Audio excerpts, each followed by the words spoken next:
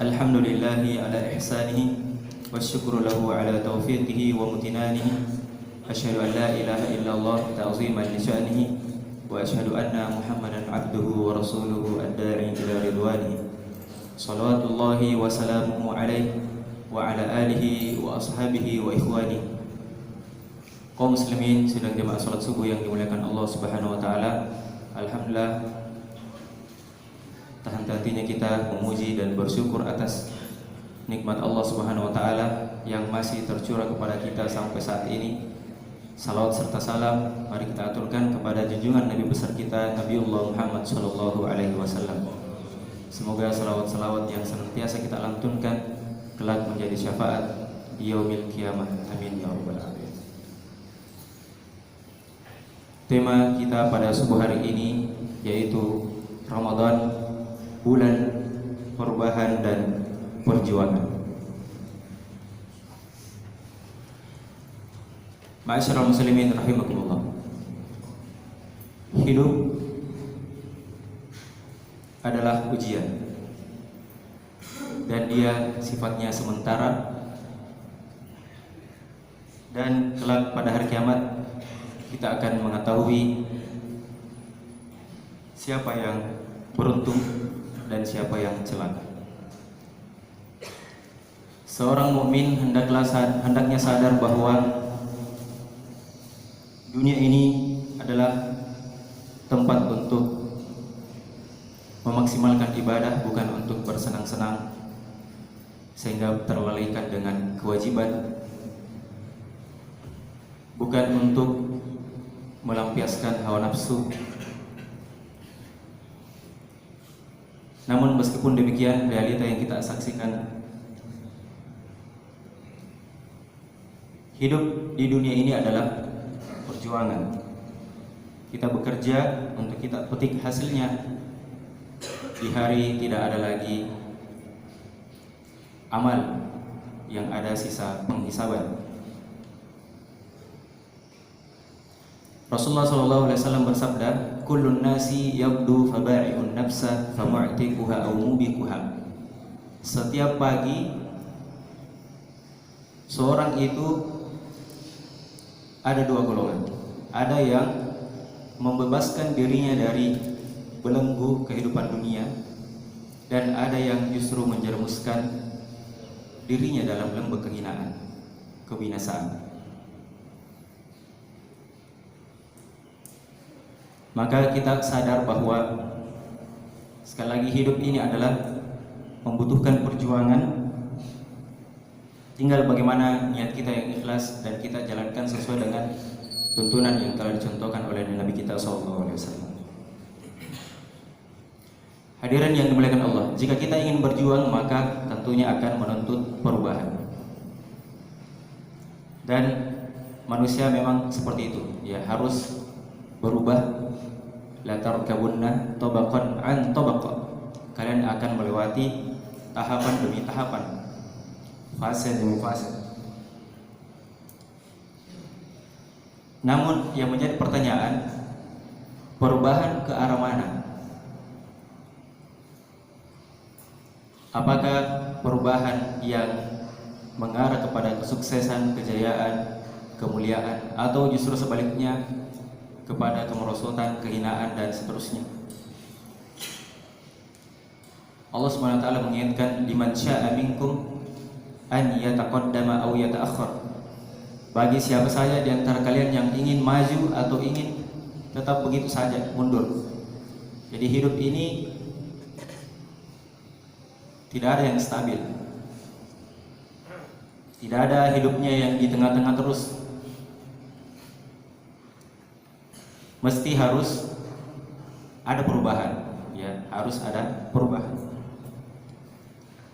Dan Allah SWT juga senantiasa mengingatkan kita untuk berubah kepada hal yang lebih positif. Ya. Innallaha la yughayyiru ma biqaumin hatta yughayyiru ma bi anfusihim. Sungguhnya Allah tidak akan merubah nasib suatu kaum sampai ia sendiri merubah dirinya. Kemudian dari mana perubahan itu berawal? ulama kita memberikan satu jawaban bahwa titik awal dari perubahan itu ada pada bulan Ramadan. Baik itu sifatnya secara individu maupun secara kolektif. Dan sejarah telah mencatat ya begitu banyak perubahan-perubahan yang terjadi di bulan Ramadan. Seperti ketika Allah Subhanahu wa taala menurunkan Al-Qur'an ini. Syahrul Ramadan alladzi unzila fihi al-Qur'an. Bulan Ramadan adalah bulan diturunkannya Al-Qur'an. Hudal linnas, sebagai petunjuk bagi manusia. Pada waktu itu masih jahiliyah.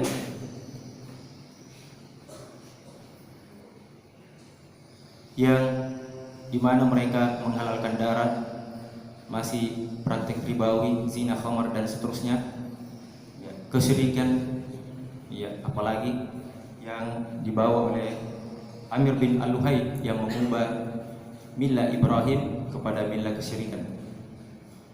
Kemudian diutuslah Nabi kita SAW untuk memberikan pencerahan kepadanya. Wa in kanu min qablu la fi dhalalin mubin yuzakkihim yatlu alaihim ayati wa yuzakkihim wa yuallimuhumul kitab wal hikmah. Dibacakan kepada mereka ayat-ayat, disucikan, ya, mengajarkan kepada mereka hikmah, hadis, meskipun mereka dahulunya benar-benar berada dalam kesesatan yang nyata. Dua modal beliau, ya, al-huda dan dinil haq. Walladzi arsala rasulahu bil huda wa dinil haq. Membawa petunjuk dan agama yang benar, itu amal soleh. Bulan Ramadan menjadikan kita atau momentum yang sangat tepat untuk kita berubah. Dalam hadis, di bulan Ramadan pintu-pintu surga dibuka, atau dalam artian rahmat Allah begitu dekat untuk kita raih. Pintu-pintu neraka ditutup, potensi untuk kita melakukan kemaksiatan sangat kecil. Setan-setan dibelenggu, ya, pembesar-pembesarnya, sehingga tidak mudah, gampang untuk menggoda anak cucu Adam. Bumi akan sesat dikarenakan malaikat yang turun dalam jumlah yang besar.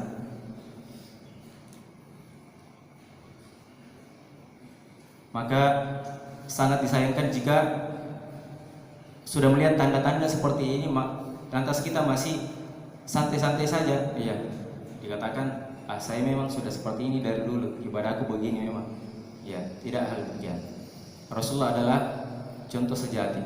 Ya, beliau di luar Ramadan bersemangat, dan begitu masuk Ramadan lebih bersemangat lagi. Rasulullah SAW bersabda, "Rogima anfu rajulin adrakahu Ramadan summan salakha walam yunfar lahu." Celakalah seseorang yang datang kepadanya Ramadan, kemudian Ramadan itu berlalu, namun dosanya belum diampuni. Jemaah rahimakumullah, namun perubahan tentunya tidak mungkin tercapai kecuali dengan perjuangan, kesungguhan.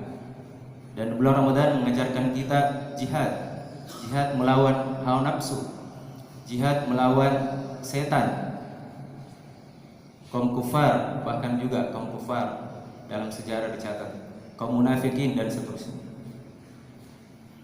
Jadi bulan Ramadan itu tidak identik dengan bulan bermalas-malasan, bulan pengangguran, bulan ya santai-santai, dan termasuk menjadikannya sebagai bulan konsumtif. Ya, mohon maaf kalau sudah terlalu disibukkan dengan makanan sehingga terlalaikan kewajiban-kewajibannya atau ibadah-ibadah yang lain, maka ini sungguh sangat disayangkan.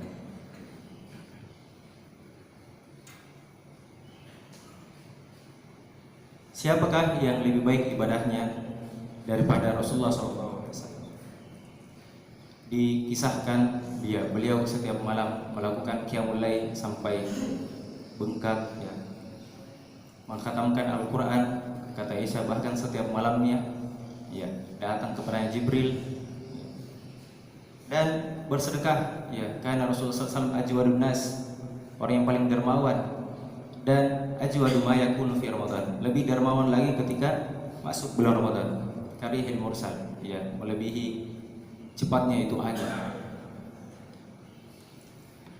Jamaah rahmatullah. Jadi dari pemaparan tadi, ya, menggambarkan kepada kita bahwa sekali lagi bulan Ramadan adalah momentum untuk kita mengadakan suatu perubahan. Perang Badar, ya, terjadi di tahun kedua Hijriyah, ya, tepatnya pada saat itu puasa Ramadan disyariatkan tahun kedua Hijriyah. Lagi semangatnya, ya, berjihad melawan kaum kufar, perang Badar, dan kaum muslimin mengalami kemenangan. Kemudian yang kedua, Fathu Makkah. Fathu Makkah, pembebasan kota Makkah, ketika kaum muslimin sudah diperbolehkan masuk ke kota Makkah, itu terjadi di bulan Ramadan. Idza jaa nasrullahi wal fath wa ra'aitan nasa yadkhuluna fi dinillahi afwaja. Ketika itu manusia masuk ke dalam Islam secara berbondong-bondong. Ya. Itu terjadi pada tahun ke-8 Hijriah pada bulan Ramadan. Kemudian yang ketiga, bagaimana Salahuddin Al-Ayyubi, ya, mengembalikan Baitul Maqdis di tangan kaum muslimin setelah dikuasai oleh kaum Salibis. Itu juga terjadi di bulan Ramadan.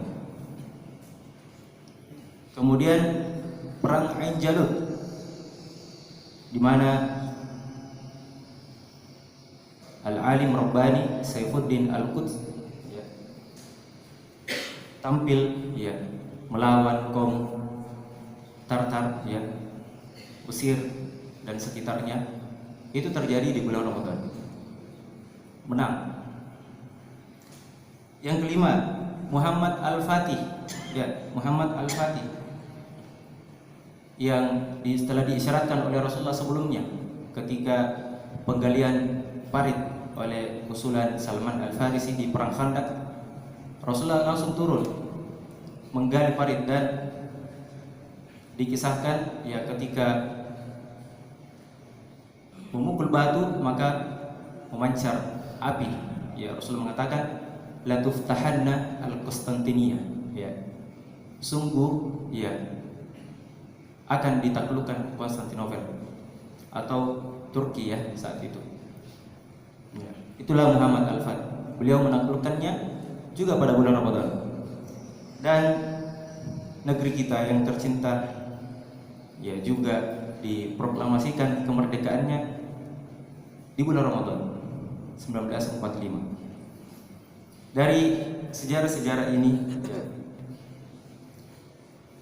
menggambarkan kepada kita bahwa ternyata bulan Ramadan itu sekali lagi adalah bulan perjuangan, bulan bukan untuk berleha-leha, bersantai-santai dan seterusnya. Ya, ingat, ya, ingat ayyaman ma'dudat. Ya, kalau datang lagi malas-malasnya, kalau futur-futur lagi, ingat ayyaman ma'dudat. Hanya sebentar saja.